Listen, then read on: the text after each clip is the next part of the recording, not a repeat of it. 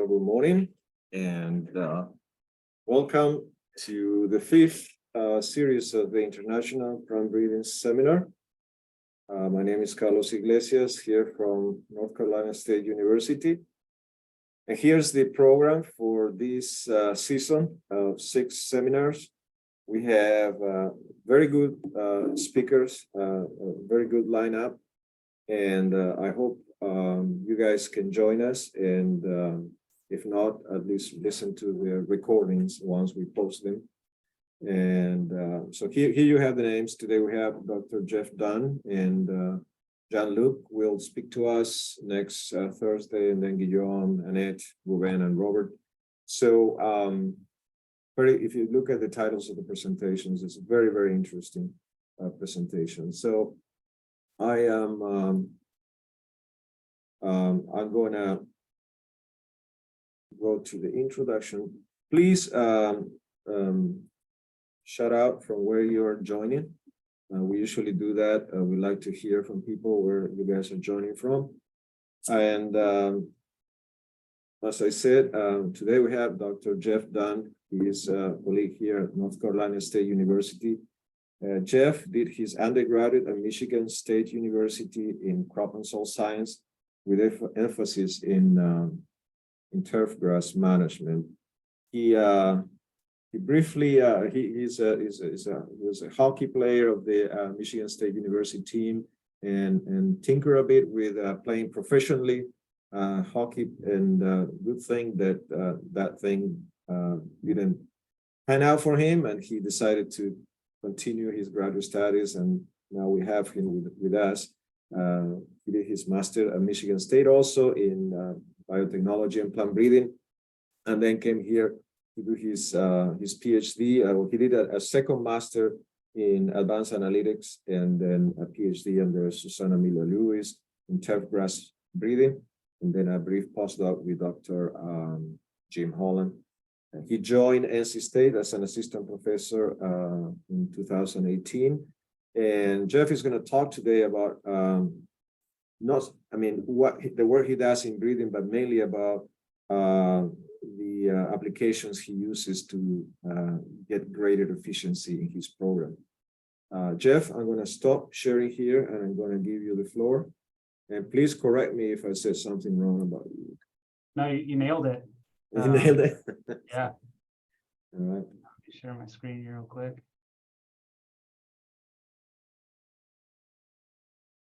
That shows up all right. That's perfect. That's perfect. Okay, well, thank you very much, Carlos. And it's a pleasure to be here this morning or afternoon, wherever you are. And thanks for coming. I think this morning, as a kind of a way to not do the reiterative talks that I usually give on peanut and peanut production, there will be some of our peanut breeding practices and methods that we use that are kind of sprinkled in here with, a little bit of, kind of trait performance evaluations that we work on. But the main emphasis today is, we kind of started getting into a few of these, kind of open source web-based applications and development as a method for helping our breeding program be a little bit more efficient. And, as far as many people are concerned, what I'm going to show may or may not be that impactful to you, but for us,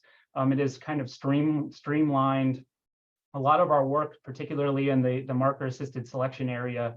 And so that's kind of what I'm going to show from a use case scenario of how we have adapted into using some of these web-based applications to improve our performance of, through the whole, DNA isolation, normalization, selection, and trait evaluation in terms of genotypes. And so I hope that this is somewhat informative, and hopefully this kind of spurs on a little bit more discussion about what types of applications that you may use that further your breeding program, and that other breeding programs might help to integrate into their own programs to make them a little bit more efficient as well. And so that being said, the first thing I always kind of start off with was just kind of giving people a sense of peanut production in the United States, because it's not an often talked about crop. We're kind of in this middle ground between, a higher level row crop and, more on the SCRI side of things. And so we don't really get as much exposure. So for that,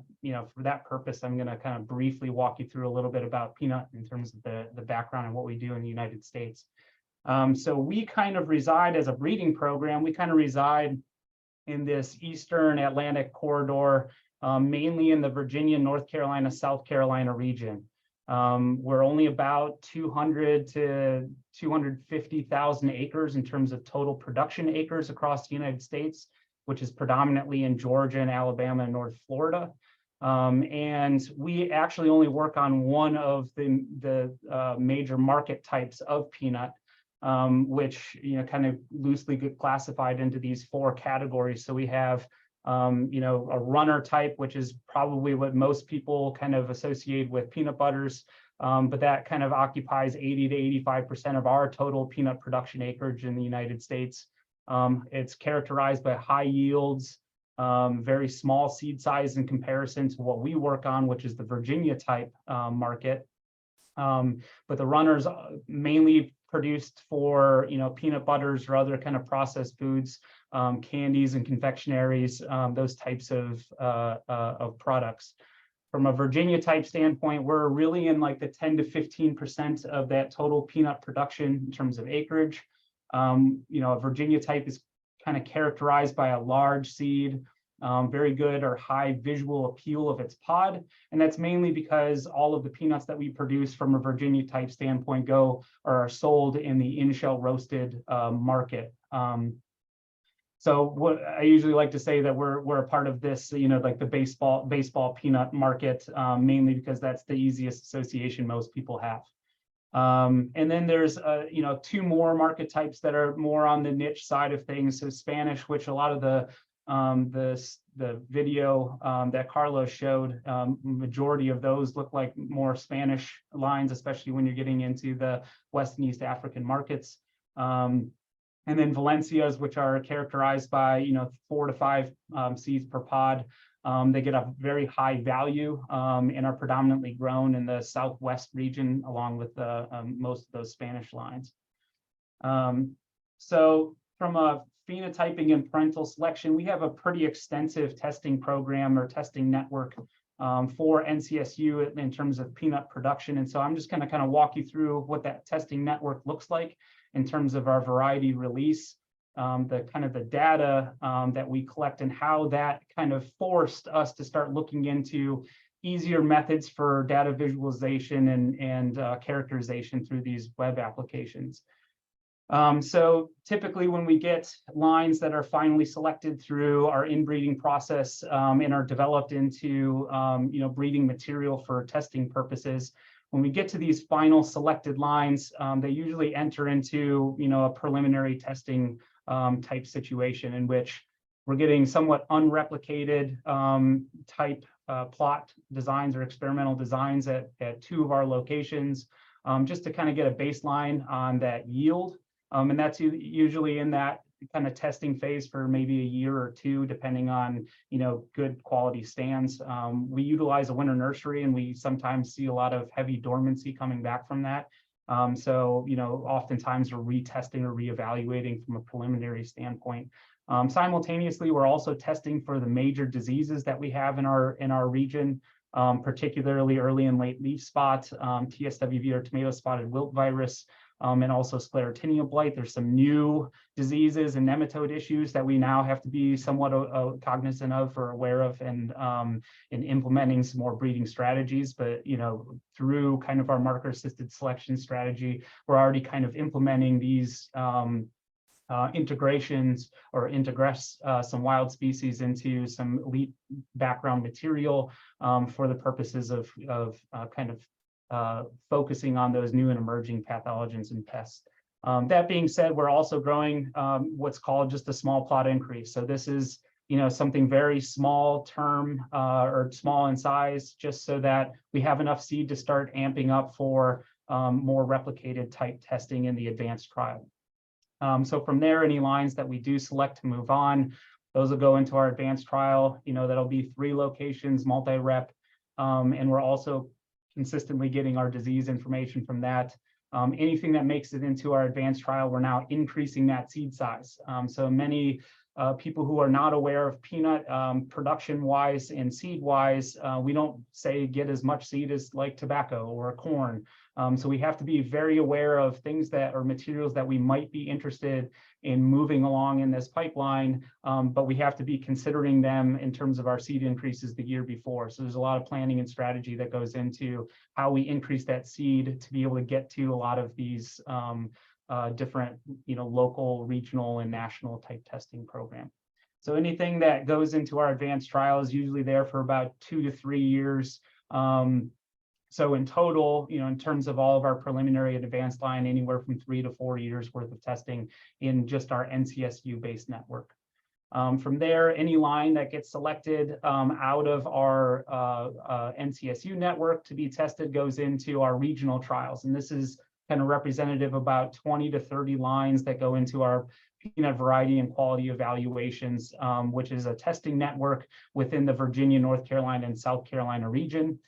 So we get tested anywhere from 5 to 7 locations each year. Any line that is entered into the PVQE is usually in there for about 2 to 3 years on average before we would advance that to our national program. Within the PVQE, we're collecting, yield, grade, fatty acid information, blanching, disease and flavor quality evaluations. So we're compiling a lot of data that we wouldn't have otherwise collected from our, regional locations.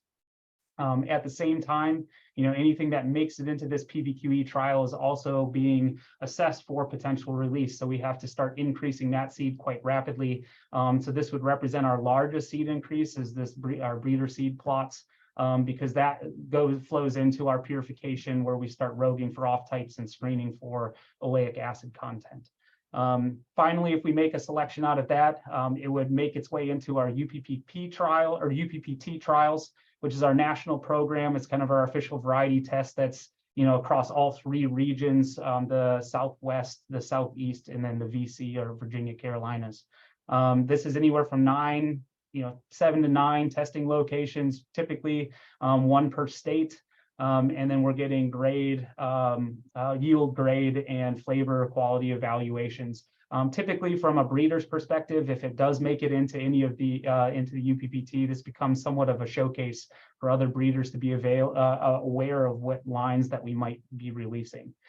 So from there, all of that purification increase goes directly into our foundation seed and certification process as our official release. So you can kind of see as our testing network kind of funnels down, we're collecting more and more data. And this is kind of the current output of what data that we collect either from a primary, which would be our current NCSU phenotyping, is more of our primary with some new phenotyping that we get either from a population level standpoint or from an individual breeding line from that UPPT backwards, just because a lot of these things become a little bit more complex. I don't know if many people have seen peanut yield or peanut plots being harvested. So we have like a custom built peanut combine because there's not really anything that can do small plots that well, at least from a seed purification standpoint and to evaluate, our plot yields. So this is just kind of a representation of yield. We also get pod and seed size characterization. So this is what we would call a grade. So it gets, sorted from a pod size standpoint. So we get distributions based off of pod sizes. Again, because we value the pod color or the brightness of the hull, we do pod color assessments. When we shell that, it also gets eventually sorted into different class sizes that a grower would essentially get paid out for. So we need to understand those premiums that get placed on the different class sizes to optimize as much yield as we can possibly get for our growers.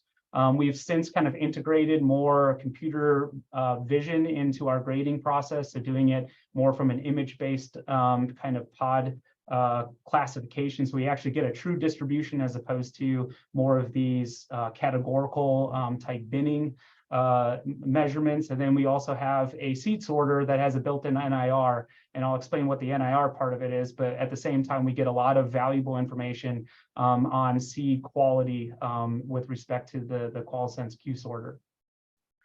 So with that NIR again, so the high oleic trait, so this was a patented trait out of the University of Florida that has now been fully integrated into our program. So we actually will not release a normal oleic. And what that just means is that it just has a greater than a 2-to-1 ratio of oleic to linoleic acid. In this case, when you get those higher ratios, you can directly proportion that to, because it's a negative relationship, you can directly proportion that to actual oleic content or percent oleic content in terms of the fatty acids. So we can screen that using an NIR to kind of separate what would be a normal versus a high oleic variety. So in this case, we have Bailey and then a near isogenic line, Bailey 2, which just has that high oleic trait integrated in its background. We also do a lot of disease classifications.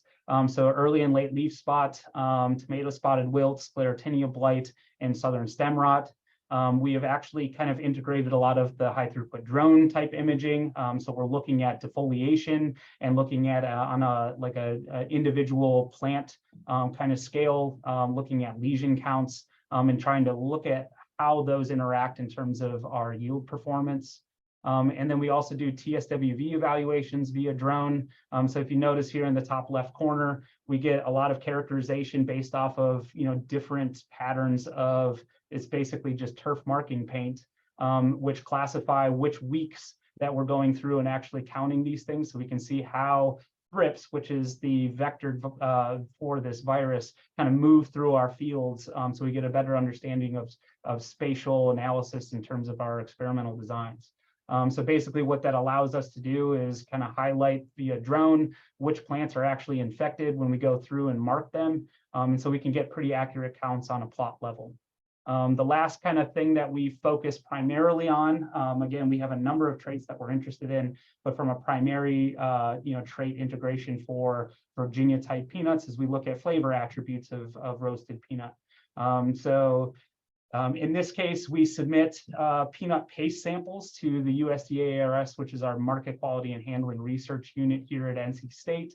And they evaluate through a number of flavor panelists all of these different sensory attributes that go into the quality of a flavor or of a peanut from a roasting standpoint.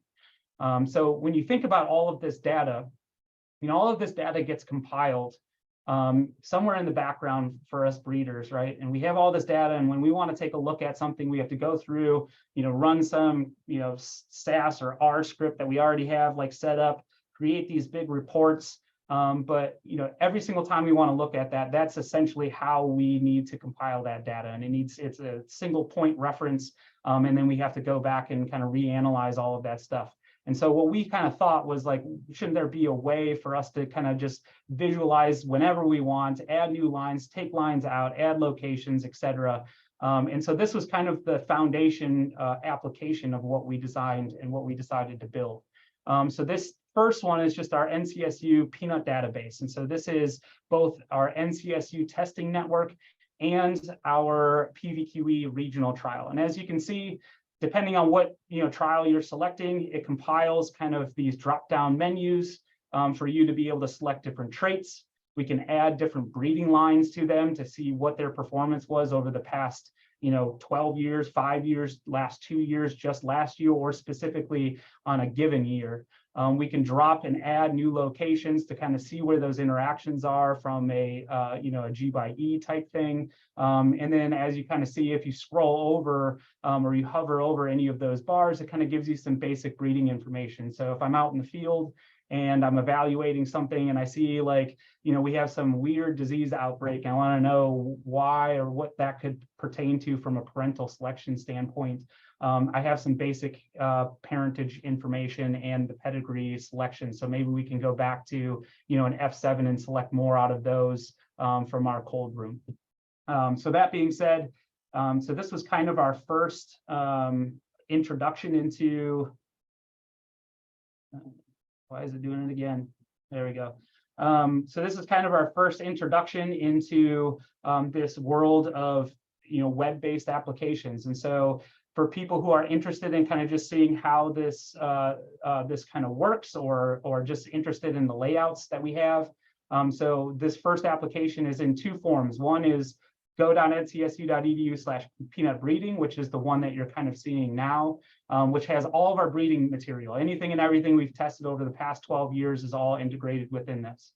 The second one is go.ncsu.edu/peanut cultivars. So these are primarily just our releases.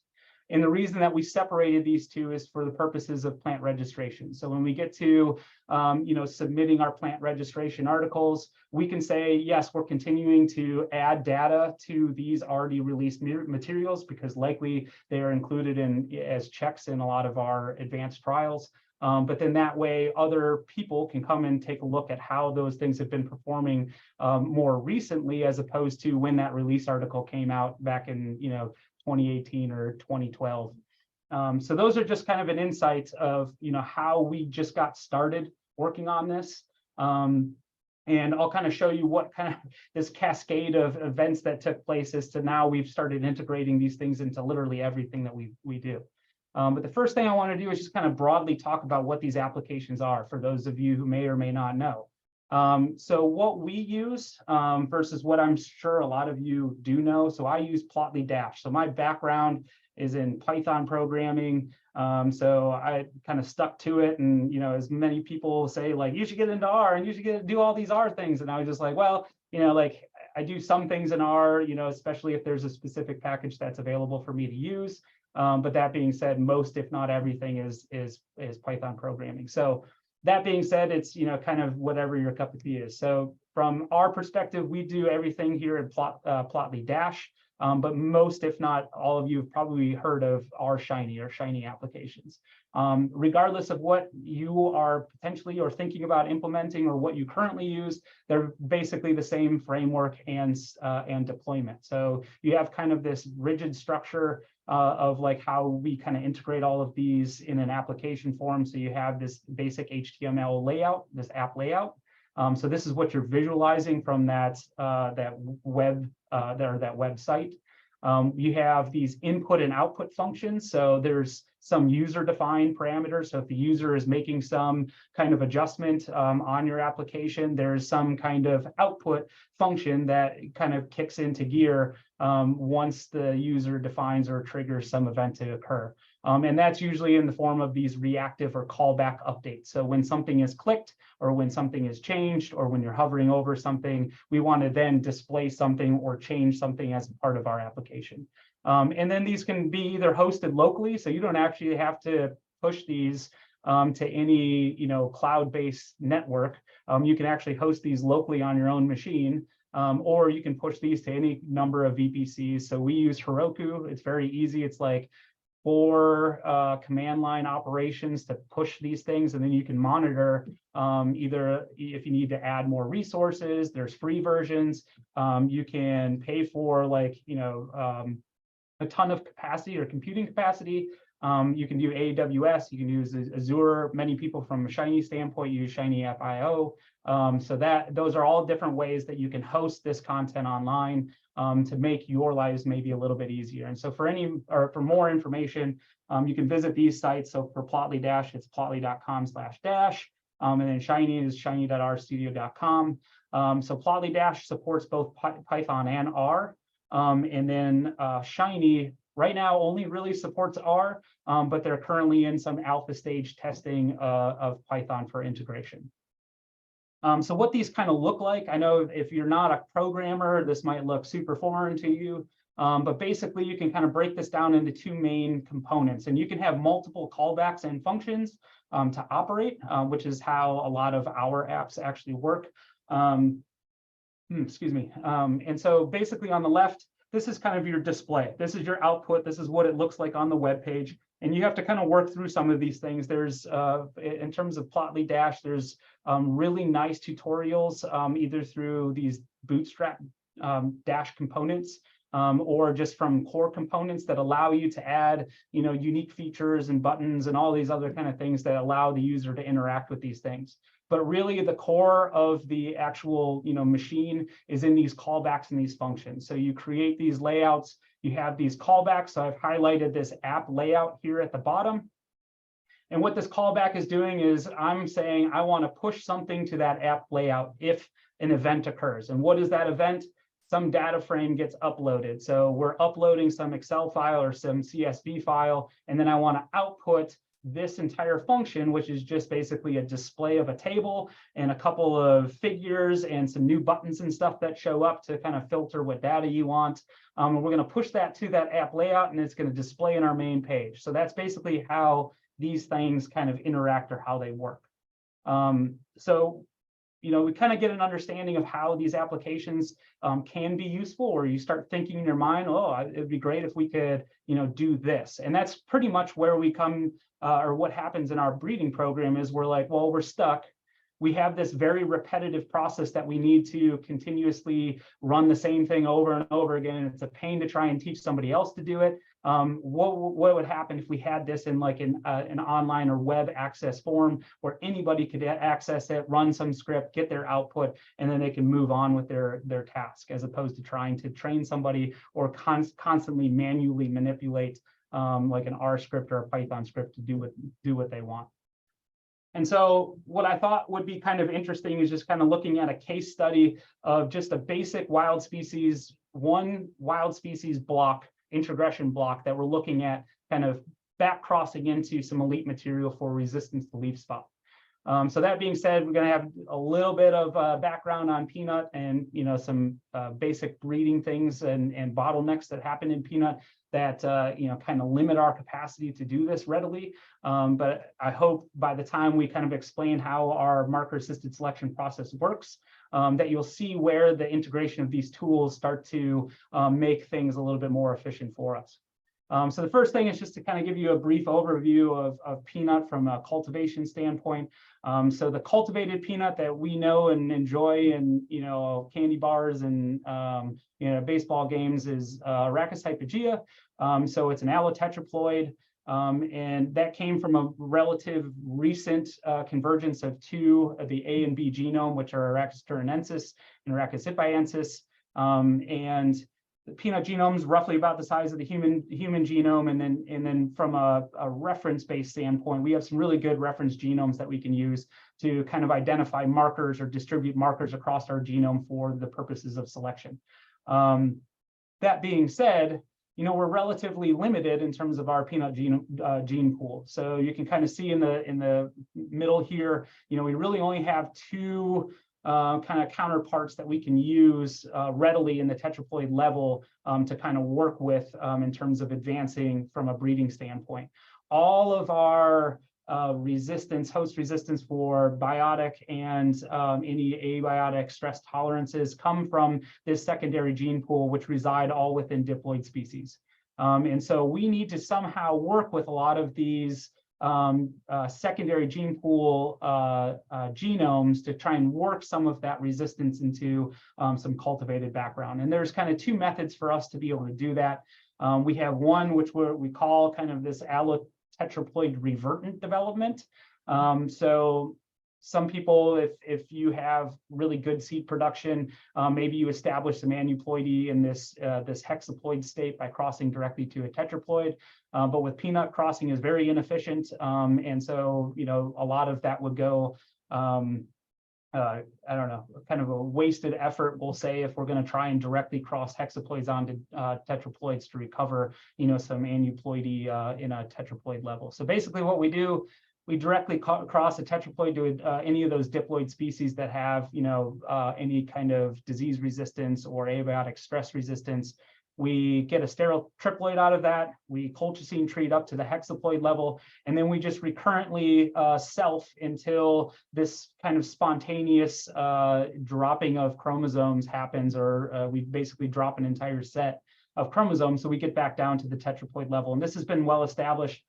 There was an initial cross with A. cardinacei back in the 60s here at NC State that has developed into a number of materials that have been used across the across the world, actually. And then there's another route where you just create synthetic amphidiploids, where we're just crossing those two diploid species, get an intermediate sterile step, and then colchicine treat up. But as you can see from the kind of the figure on the right, as good as it is from a disease resistance standpoint, we have a number of cultivated barriers, including that big internode length right here from that amphidiploid. So a lot of back crossing is involved to try and work that material into a cultivated background. So to make our lives easier from a marker assisted selection standpoint, we developed a number of genomic resources that we use in our program. That includes a reference development for Virginia types, a whole bunch of whole genome sequencing, a lot of markers that got called and developed. And then we kind of split these into two broad categories, one for developing, markers associated with some of these introgression blocks. And then we have another, which is mainly fed into our genomic selection pipeline for late generation nursery selection. I'm only going to focus on the marker assisted side as a part of this web application deployment. But if you have other questions about the genomic selection side, we're kind of just getting into the gritty part of it. So I'd like to hear some feedback from other people who are kind of venturing down that path too. From a whole genome sequencing standpoint, you can see clear introgressions from a lot of our wild species, particularly this is on chromosome 2. So you can see that we've integrated a lot of these wild introgression blocks into the background of a lot of our elite material. But then you can see some of these blocks that actually just got passed up, or we actually never really used them, or we just don't know what they do. And so as we're going in and evaluating a lot of these germplasm materials that have these blocks in them, we're trying to evaluate or assess which ones might be useful in terms of disease resistance. And so we've actually got kind of a really nice kickback. There was a paper that was pushed out from the University of Georgia characterizing this IAC 322, which is a very good resource for late leaf spot control. And so it just so happens that IAC has this block on chromosome 13 that is worth investigating, particularly that because we knew that it came from an original Cardinacei line that came from back in the 60s. But it just so happened we also sequenced another line that had that block as well. And if you see the kind of the pedigree or the parentage breakdown of how these lines came to be, this GPNC-WS series was that Cardinacei series that was developed back in the 60s.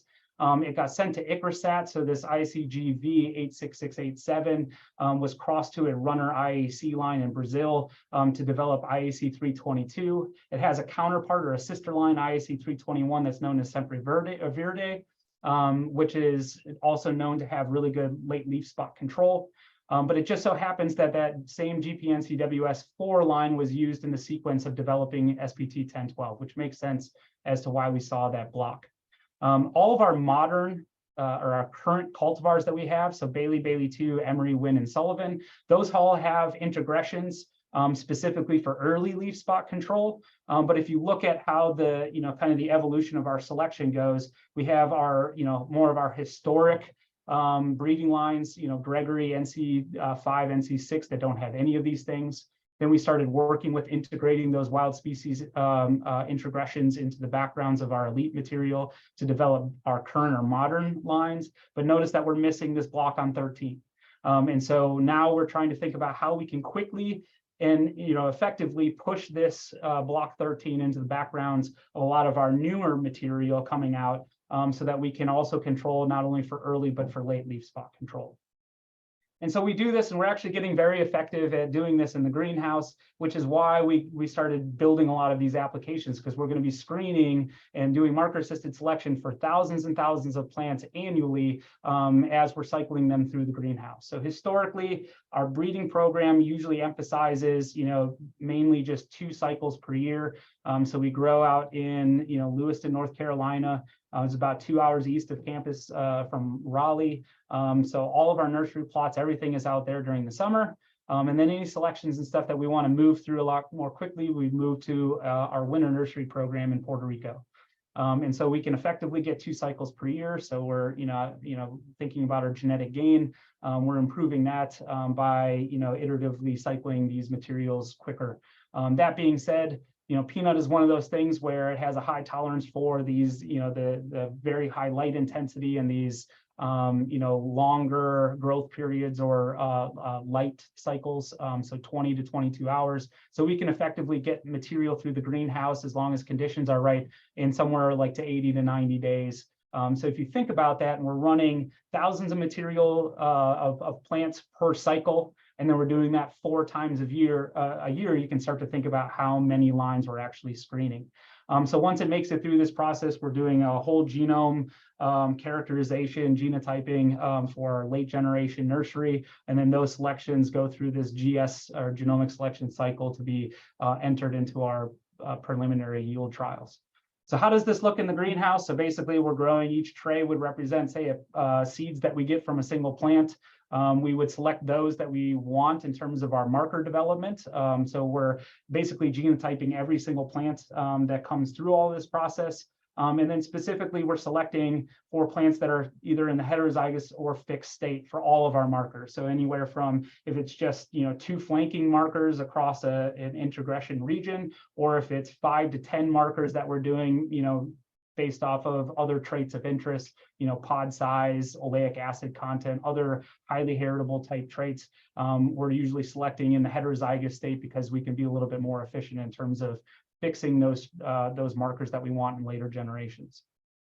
So we'll go through, we'll make those selections, we grow them out, and then we just repeat the cycle. So we'll grow each of those plants out, grow them in those grow bags, and keep harvesting for things that we want. And so the kind of the general framework of this is that, depending on whether or not you're using a single marker or you're just looking at introgressing one region, we can fix things a lot earlier in the generational development, far earlier than, say, the F5. Or if it gets to the F5, great, no problem, as long as they're all fixed for the markers that we're interested in. If it does happen to get fixed earlier, so I highlight this blue, basically we know that all of those are fixed, or all of our markers are fixed within that plant for whatever traits we're selecting for.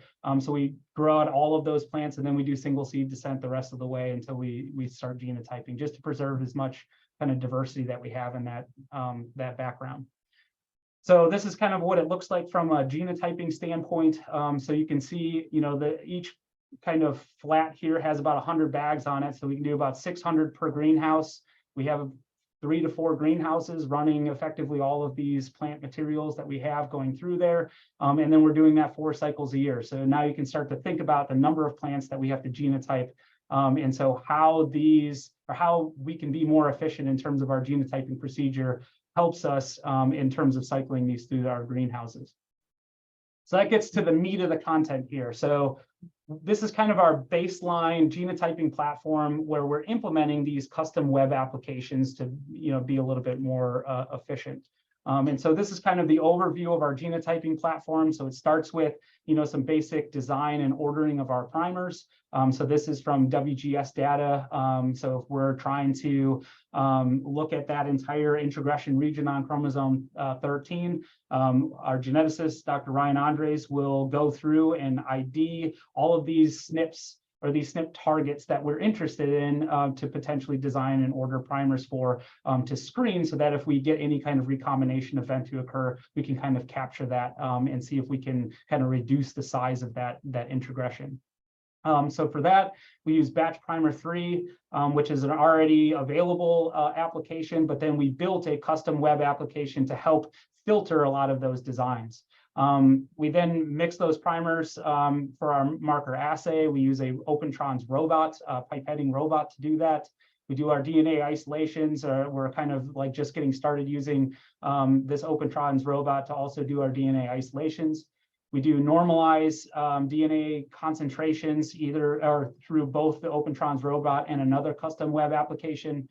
We set our PCR plates, run our PCR, and then we do all of our SNP calling and our data visualization for these markers using another custom web application. Before I talk about the web applications, this OpenTrons robot is pretty cool. So basically, it's a very, very cheap version. We're a small breeding program. We can't afford like some of those higher end robots for pipetting, like an Octopeter or something. So this is like an $8,000 machine, a robot that allows us to to do DNA extractions. It has PCR workflows. You can do NGS type library preps, which is like kind of unique. And there's some other things that are outside of what we work on, like the protein purification. But some of these things are actually very useful for our program. And the really nice thing, they like inherently talk to me without actually talking to me, but they built all of this in Python. So it allows us to, quickly adapt and design our own programs for use. So we can cut down on a lot of like unnecessary steps in terms of like the DNA extraction phase, which we're working on now to kind of clean it up and make it a little bit faster. So that is kind of really nice from our perspective, is being able to kind of design and change these things. They also have already existing programs that you can use to kind of build these, or whatever kind of assay you want to do, build those out. But for kind of the goal of this is just for me to talk about these web applications and how we can like make an impact on this whole procedure, because again, we're rifling through 10 to 15,000 plants, and hopefully very quickly. So we need to be very efficient at how we do all of this and organize it. So the first thing is to design and order primers. So this is either CASP or PACE. So we use PACE. So it's a very cheap or a cheaper version. So allows us to be a part of the big CASP game. But all we're doing here is just designing probes very similar to CASP or primers. We have one common, and then we'll have our susceptible allele is always this FAM, so it's always located on the x-axis. So that makes this a little bit easier for us to do like the baseline marker calling. And then our resistant allele is always on the y-axis. And so basically we get these designs, and we get those designs through batch primer 3. So once we have these target sites that we want to identify, we basically provide a FASTA files of just the basic sequencing information through batch primer 3, and we get this output. And what this output is telling you, so I highlighted this one in red because this one doesn't work, or this wouldn't be a good design for a CASP or PACE-based marker. So notice you have our orientation. We have a forward and a reverse for our flanking primer, but we only have one forward. So in order for this to work, you have to have two in the opposite orientation for our specific primers, because again, we want resistant and we want susceptible. And then we have to have one common in the opposite orientation. So something like this would work, but it would only work for one. So we have a reverse for our allele flanking primer, and then we have two forward for our specific primers. So that would be a good one. So I gave it a yellow. I'm really creative in terms of these stoplights. And then the last one, green, this would be that we have effectively two designs, one for the forward and reverse common, and then we have two of our specific alleles. So this is something we would be interested in, and this is another one that we would be interested in, but we don't want the information from this forward or this reverse here. And so what this kind of looks like, we get this just kind of this raw output. Sorry if it's like really small, but I want to kind of grasp, this is like 1 out of 54 type, individual lines here, but usually we're looking at 5,000 to 10,000 different designs that we're trying to do, and so effectively trying to filter all of these is very difficult. And so that kind of gave us our first design idea. So how do we filter this batch primer 3 output for working in CASP and PACE assay designs? And so I've kind of given you a little bit of a clue of how you would go about doing it. So essentially we have this batch primer 3 design output. So this is what we want to filter on, and we want to get it to the version of what I just showed you from their outputs. We need one reverse flanking with two forwards, or we specifics, or we need one forward and two reverse specifics. And so we built this little, it's very, very simple. All it is just drag and drop that design, and then you download the PACE design. And so this can be found at, this is go.ncsu.edu/PACE-design. And basically all we're doing is you just drop whatever output you get from batch primer 3, you download it, it downloads right to your computer, and then you open it, and basically what you've gotten, oh, why does it keep doing this? Basically what you've gotten is this PACE design output. And if you notice that we've actually correctly filtered for this, so we have one forward in this case of flanking, two reverses, one forward, two reverses, one forward, two reverses.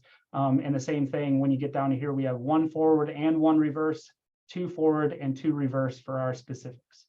So something very simple, but if you think about the number of times you're designing new PACE primers, the repetition is why it makes sense to kind of design something like this. So then the next one, so again, after we design these, we would mix the primers using that OpenTrons robot. We would do our DNA isolations. And then once you get to that DNA isolation step, we have to normalize our data to be able to run these markers. And each of those concentrations has to be fixed for a specific concentration. And so that's another insight into how we design the next web application. So basically, we use a Ferristar using Quantiflow or Picogreen to quantify the data. But once we get that quantification, in order to run these markers using our PCR-based steps, we have to get a target concentration of 5 nanograms per microliter. So, that's not very difficult from, a basic pipetting standpoint. What is kind of intriguing is that we want to use this OpenTrons robot to do it. So as opposed to a person sitting there and doing it, why not just let this robot, we paid for it, might as well just let this robot do it. And so inherently we get this plate is what we're working with. But what we want to do is make sure that those concentrations are fixed for that 5 nanograms per microliter. So this is what the OpenTrons protocol needs. So this is what that file is read into OpenTrons to start the actual robot to do all the pipetting for you. The issue is that we need this JSON dictionary, or this basic block right here, to be formatted with all of the information coming from this Excel spreadsheet. So once this gets added, then our OpenTron robots can do it. But the problem is if we're cycling so much material, we'd have to go and manually change this input information each time we wanted to run the robot to do the quantification, or to do the normalization step. So again, another design idea. So variation in tissue collection and DNA isolation leads to variation in DNA concentrations that needs to be fixed for our OpenTron script to run. So how do we go about doing that? So again, what we're trying to do is essentially take a framework of that script, load this information in, download that script for our OpenTrons robot to run. So what that looks like, again, you can see that we're just reutilizing the same kind of platform. Why fix it if it's not broken? And so all we're doing is we're just dropping that information into this web application to produce the new Python script for our OpenTrons robot to run. And so now we have integrated all of this normalization information into that script for our OpenTrons robot. So the last thing, so now we're going through our PCR steps. We've loaded our master mix and like our marker primers, and now we're analyzing all of this data that's coming out. And basically from this Ferristar, we get this, or from our plate reader, we get this output that basically puts that fluorescent tag into context on this X and Y based off of our FAM and our hex tags. And so we have this RN, FM, and RN hex. So this is the output that kind of allows us to look at the groupings of that fluorescent based off of that PCR. And they kind of segregate into these patterns that allow us to classify our genotypes into homozygous for the beneficial allele, homozygous for the deleterious allele, and then obviously the heterozygous call. So this is our basic output. So this is an Excel spreadsheet output that comes directly from the Ferristar. And so how do we go ahead and integrate that in order to get some plot information based off of these RN FAM and RN hex values to be able to call markers and basically make our selections. So we have an original, we just had like an R script that we were running. But again, a lot of the times when you're doing this kind of stuff, maybe you have a graduate student that's not familiar with your R script to run, or maybe you have an undergrad that's helping you do a lot of the marker calling. And so we want somebody to be able to quickly and efficiently do this without any or basic information about how to run R scripts or how to program in R. And so what we decided to do, again, another design idea is how do we integrate something that's from a SNP calling standpoint that allows us to be able to do this. And so our idea here is how to make a user-friendly, cheap and efficient and accessible SNP calling software for plate reader output to determine genotypes. And a lot of you might know of Cluster Caller. So Cluster Caller actually does this. But one of the things that it doesn't help us to do is we're a very small program, and a single license for Cluster Caller is about $7,000. So that's a pretty substantial expense, knowing that we could probably program this and do this for our own use, especially using one of these web-based applications. And so what we came up with is, so the website for this is go.ncsu.edu/snip-caller. And what this allows you to do is take that direct output from our plate reader. So there's some basic format designs that you need to work on or to see. But basically what this allows us to do is to take that output, clusters everything for us. We can download figure information like this. We can download the calls directly so that we can go through and tag those to our genotypes that are in the greenhouse and filter all of those out as we're progressing through our greenhouse situation. There is a manual that goes along with this. This was also published in one of our tag papers. So there's a manual that goes along and just kind of step-by-step process of how you would go about producing these figures from your output. There's a basic layout in terms of your actual like plates, like how they're read from a well standpoint that you might have to follow in order to get this kind of similar output. But realistically, we initially designed this as like kind of our own tool for our program. And we're going to try and start broadening, what kind of plate orientations and output that it can accept for people to be able to start integrating this into their own programs. And this is free. This is open access, free for everybody. And so, these are the types of things we'd like to hear from folks also running markers. It has the ability to change calls, so you can just highlight things and change things if it wasn't clustering appropriately, or if you just want to do your own calling, so you can call those on your own. Again, check it out. But this has been like an absolute game changer for our program in terms of processing all of these plant materials that are coming through the greenhouse. Because realistically, we're going to continue cycling this through as fast and as much as we possibly can to get those materials to testing faster, because that's what we're trying to improve, is the speed and efficiency of doing that. And if you think about, all of the steps that are involved, if we can cut down on, just a few minutes here or there, because something is a lot easier to implement, then that's where we want to make our mark. And so with that, obviously a lot of this project is funded externally through grants and a number of our sponsor organizations. So I'd be remiss if I didn't say something about them. So we're very fortunate to have some really good people that are backing our program and supporting us, and and the changes that we've made with this program so far. So many thanks to a lot of the people that we can highlight here, and there's additional people outside of that too. So just want to say thank you to them, and then and thank you for coming today. I hope this was like somewhat informative. Maybe some of you already have some shiny apps that are like 10 times better than what I showed, but it's mainly just to get the ball rolling. I think that this is an unexplored type of avenue for people to be a little bit more efficient from a breeding context standpoint. And I'm anxious to see other people who are willing to contribute to kind of this area, because I think that this is something that I look forward to seeing, is the innovation and creativity from a number of graduate students and breeders out there. So thank you, and I'd be happy to take any questions that you have. Thank you, Jeff. Thank you so much. And to the people attending, this is an amazing publicly available resource, and you will have the possibility of look at it at his presentation again and getting the information about the websites where you can access this. Any questions, please post them in the chat for Jeff. We have time for a few questions. I wanted to open up, Jeff, by asking you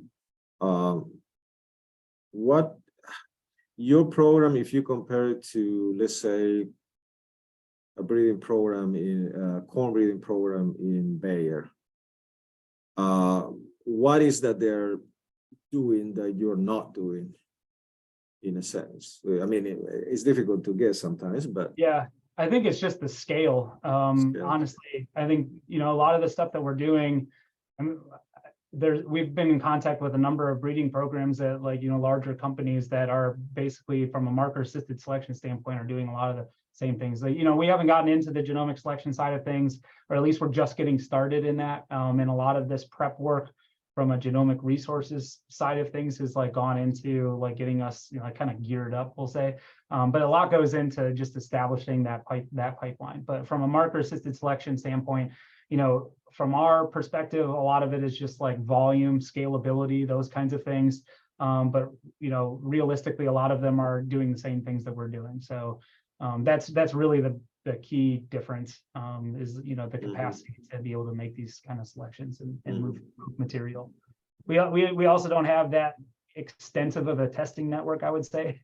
You know, we're mainly just in this Virginia, North Carolina, South Carolina region. So we don't do much in, you know, Georgia, Florida, Texas, you know, where all the other peanut production is. So, you know, we're kind of just like in our little niche little quadrant of the peanut zone. So yeah, that being said, but I think it's an amazing resource for other programs at this level of crop that you have in peanuts, okay? Because I think you have probably corn and soybeans up here, and then you have peanuts along with other crops with similar size of market targets and size of programs. Yeah, we're a very high cash value crop in North Carolina, but we're still probably 5th or 6th in terms of like total production. So we're, you know, very, very small scale still, but you know, we're trying to figure out ways that we can make our impact without you know, using as many resources. And we think that this is, you know, kind of our strategy for that. We have questions here in the chat that I'll refer to you.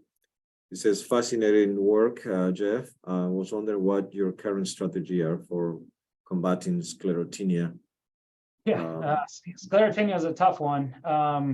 That's one of those where I think in North Carolina specifically, we don't actually see it all that often. So screening for it is our biggest challenge. We see it in like more so in Virginia, you know, late season cold setting in the fall, and that's when you kind of see that big block. I think our biggest strategy, I would say, in terms of sclerotinia blight is working on maturity. So we've kind of compressed that maturity window a lot in terms of our breeding program. That a lot of that work was done before I even got here. So that a lot of the thanks goes to Tom Islip, who is a fantastic breeder. And you know, this program was in a very good situation before I took over in 2018. And I think a lot of the work that he did was looking at maturity and the effects of earlier maturity to kind of stave off those late season sclerotinia blight pressure. So that's probably our biggest contribution to that. Okay, Roshan here asks if what is the generation time you're looking at in terms of the breeding cycle for peanuts after all this is implemented? Yeah, I mean, there's still a lot to be done.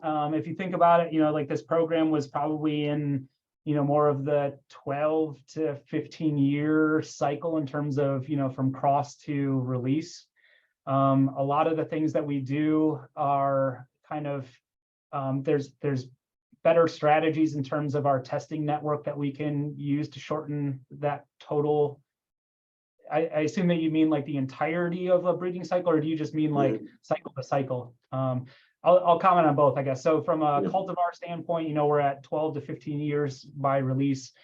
So realistically, a lot of our targets, you know, we felt that marker assisted selection, there was a lot to be desired still in peanut, especially with these integration things.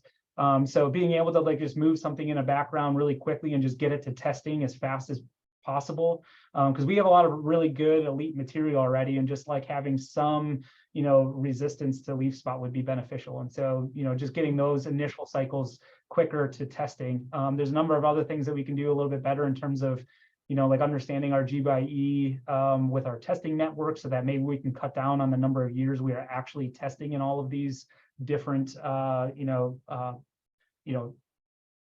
NCSUs, PVQE, UPPT, you know, like we can try and compress those, you know, because right now we're getting testing across something like 50 some environments by the time we're even getting into the UPPT. And so we can kind of compress those or kind of think about what a more efficient strategy is there. We might be able to lessen that a little bit more. From an individual cycle, you know, the 80, 90 days in the greenhouse is like still pretty optimistic. We don't get as quality a seed. So like, we could do one cycle in 90 days, but then the next cycle is more like 110 to get more seed production out of it. So that, it's all based off of the number of markers we're actually selecting on. So as those increase, the more seeds, the better. So that's kind of, and the more plants, the better. So that's kind of what we think about. Let's see if I can have one more question before we close the seminar. Steve says, beyond standard output from lab equipment, how difficult was to standardize format across years, data, people's mindsets, training to allow successful automation through these tools, and how often do the web apps break? So a lot of time has gone into this. So we basically started when we started. So Ryan, Andres, and I kind of came into this, kind of shared mentality of, we need to continue all the breeding success, from a phenotypic selection, but in the background, we need to also start trying to figure out how to integrate all of these things. So basically, we did a lot of background work and understanding of what we need, or what would be the most cost-effective approaches. So that's anywhere from, switching from CAFs to PACE. So we've been working with like 3CR biosciences that helps us, to kind of integrate these markers a little bit better. So we order all that stuff through IET, and basically what we needed to do was understand and establish the platform that was going to work best for us. So we went through a number of things like seed chipping. So we've created like a kind of this like manual hole punch that we tried to extract DNA from seed. It works, but at the same time, we might as well just grow these plants out and just get quality extractions from tissue. Then we've had a number of graduate students that have been working on the greenhouse aspect of it. So like how do we can we just grow these things in the greenhouse efficiently as opposed to putting them in the field, or do we have to go out 2 hours drive just to go do tissue collections for all of these plants that we're interested in? So that became somewhat effective. Then when it came to data, there's a lot of trust, we'll say, when you're taking over a breeding program of, what data were they collecting and how similar is that to what results that you're seeing. So that was kind of hard. And then, kind of understanding what aspects of peanut breeding that are, from maybe an indirect selection mechanism that we can select for things like maturity, which we don't actually measure. So a lot of those things integrate into how we are now applying this. So I would say probably 4 years that it probably took to get to the point we're at now. But then I think what was the last part of it was well, how web apps break, how often they break? How often they break. So when it comes to like some of the easier designs, so say those like the PACE design and the normalization protocol, those are really easy because it's just drag and drop, and then you filter and or like select or whatever it is that you're doing, and then you click a button and it downloads. So like those things don't really break at all. They're pretty easy, especially if you're just using, if you have the right formatted data. That being said, like we don't have a user manual for any of those two, because that has been somewhat new that we're implementing. For the SNP caller, we've gone through probably several stages of like quality control and implementing new, so that it doesn't really break so much as it's just like very contingent on the format that you use to input that data. There are some kind of uniqueness or unique things that kind of happen time to time, and so hopefully, people who have or experience any kind of bugs or errors or whatever, they'll email me. We don't really have this set up as like a true like GitHub type thing for like messaging, but if you're interested and you're trying it and it doesn't work, reach out to either myself or Ryan. There's my information, so reach out to either of us, and we'll be happy to work with you. That's all right. Well, thank you so much, Jeff. Very interesting, and I hope very useful for a lot of graduate students and scientists attending this seminar. We look forward to have you guys next week for a conversation with Dr. Jean-Luc Yannick. Sorry, it's a misspell there. It should be J. From Cornell University, talking about the road to genomic prediction in cassava. again at 11 Eastern time. You will receive also a link to the recordings from this seminar. So look forward to having you. And thank you so much, Jeff, again. It's been a pleasure to have you with us. Thank you. You guys have a nice weekend. Bye.